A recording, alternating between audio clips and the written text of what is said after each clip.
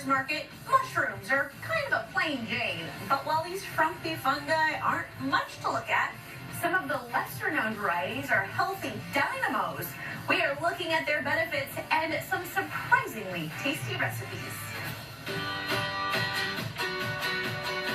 You probably had button mushrooms on a pizza or in a salad, but look deeper in the produce aisle and you'll find some fabulous fungi that offer more than just flavor. Mushrooms can affect us health-wise and become medicines for our soul. Jaden Ray, founder of SteamyKitchen.com, shares 3 mushroom-based recipes and their benefits. Starting with lion's mane crab cakes.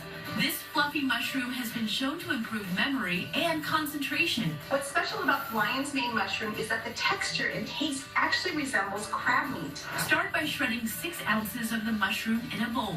Then add an egg, 1/3 of a cup of mayo, and a tablespoon of Dijon mustard. Old Bay seasoning and parsley. We crumble some crackers into that and we mix really well. Season it with some soy sauce or Bragg's liquid aminos and a few dashes of your choice of hot sauce. Form them into patties and then fry each side until golden brown. Top it off with some tartar sauce, lemon wedges, and arugula.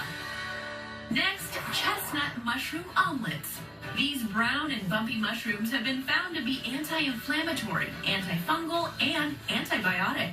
Make sure you release and evaporate as much water as possible. Do this by cooking the mushrooms in a little bit of water, and once the mushrooms are partially cooked, you can add in the oil or butter. While they're cooking, mix 3 eggs and creme fraiche. Add that mixture to the mushrooms. You want to season your omelet with salt and pepper, and of course you can add more cheese. The egg should cook slowly to retain a silky, light texture. I also love drizzling a little bit of something spicy on top.